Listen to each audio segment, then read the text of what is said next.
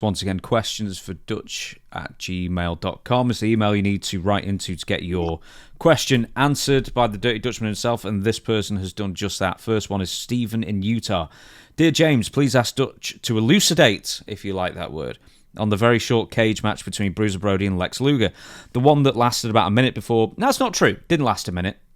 Lasted more. Yeah, it's like 10 minutes, actually. Brody no-sold Lex Luger's offense, and Lex looked like he got scared shitless and scrambled over the cage to escape. I know it's been briefly mentioned on the show before, but I would like to know the Dutchman's opinion on the actual state of mind of Brody during this kerfuffle. Was Brody really planning to kick Lex Luger's ass, or was he just not selling for this green kid? And maybe Brody felt Lex hadn't paid his dues yet enough to deserve any kind of respect in the ring. Okay, so we're actually going to watch the last minute ourselves here, so bear with us 1 second. Okay, here we go. I'll unmute, but only slightly. A little Bill Alfonso's in the middle of those two as well. Calling it right down the middle, daddy. So this was I think, Fort Lauderdale, Florida.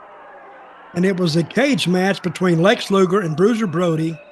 Well, hang on. Well, look at that. I mean, straight away. So apparently the story is that Bill Fonzie actually told Lex to push him and then call for a DQ just to get him out there. We'll go a minute beforehand just to see what's going on.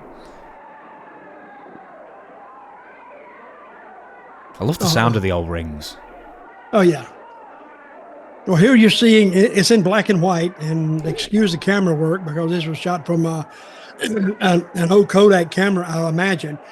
But it's a cage match without the excitement of a cage match. Did you see that? Lex just stood right back up and then they squared off with each other again. Because Lex doesn't know what to do, and Brody's not going to do nothing. And so neither guy sold either guy, which made a very boring match. And if you watch this, you can even hear people saying boring, even before it became popular to say boring. So nothing is going on. And this was already about 10 minutes into the match. And see, there's Brody trying to take him down. Lex is blocking him. So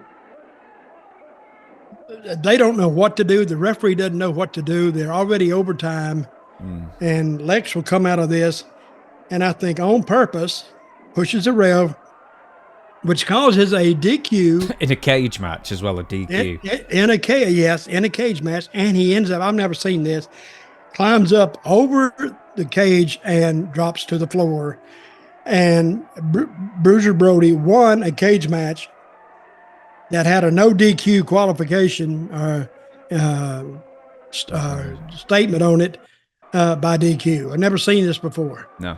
So, at least at this point, I've rewound it down to 3 minutes or so here, and they actually sort of are looking like they're working at this point. I remember hearing a story as a kid, and I think this must have been one of those internet nonsense things, is that Bruiser Brody had razor blades under every single one of his fingernails. No, that was the Sheik. The Sheik did have that. Why under every one? No, in case he missed with the first one, I guess. I don't know. He's got 4 more attempts. But Brody didn't need that. Brody was 310 pounds and 6'7" or 6'8". He was, And I like the selling they do in this. Because something was going on backstage, because you could tell Brody, I mean, he's working Brody style, but he don't sell anything. And Lex don't sell too much.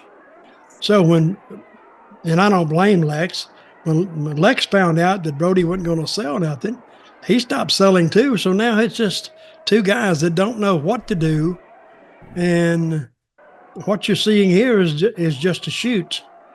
Not a shoot to win, but a shoot just to get through the time and decide what they're going to do. Embarrassing match, it really was. So we start at 8 minutes. Let's go to 6:30 odd. Let's see if we can really see it sort of devolve. Here. All right. So he's going for the pile driver, getting pushed into the ropes here.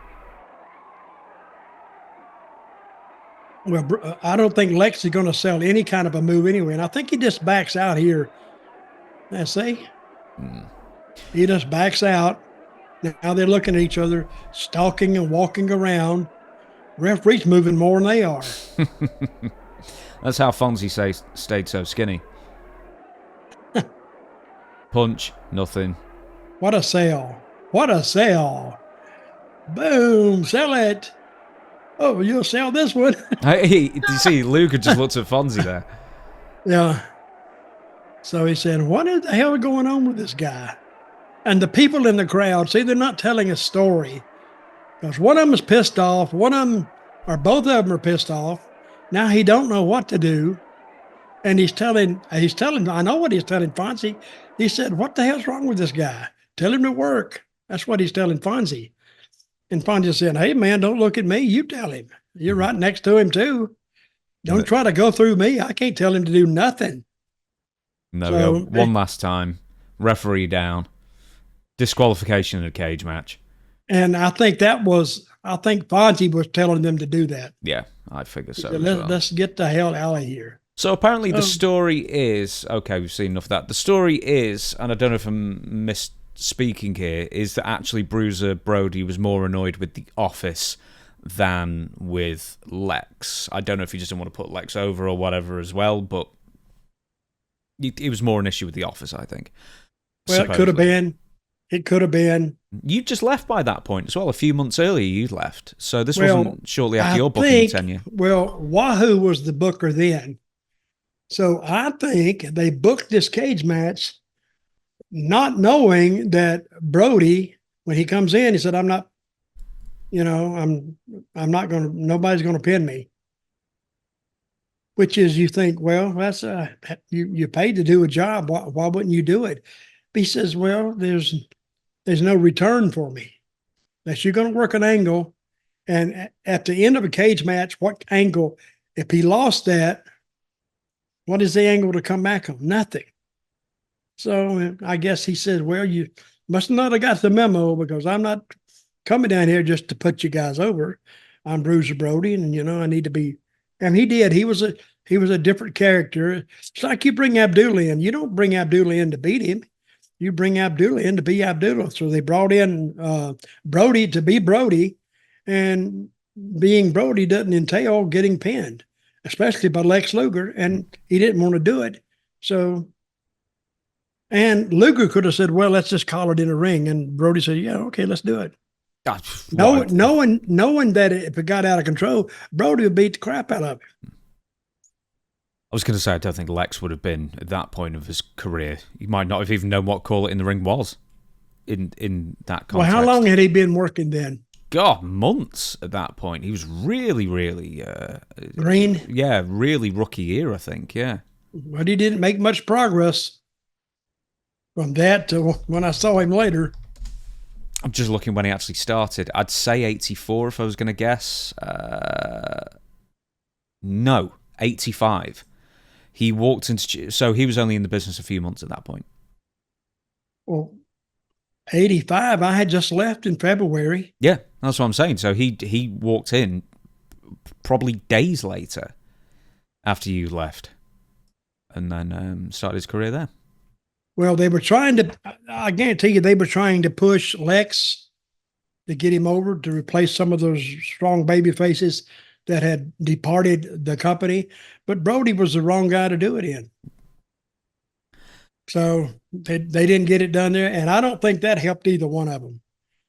Because the fans in Fort Lauderdale, the Miami fans, and they're pretty vocal, and when they're saying boring, I guess that's where it came from. Started it, but didn't help either one of them.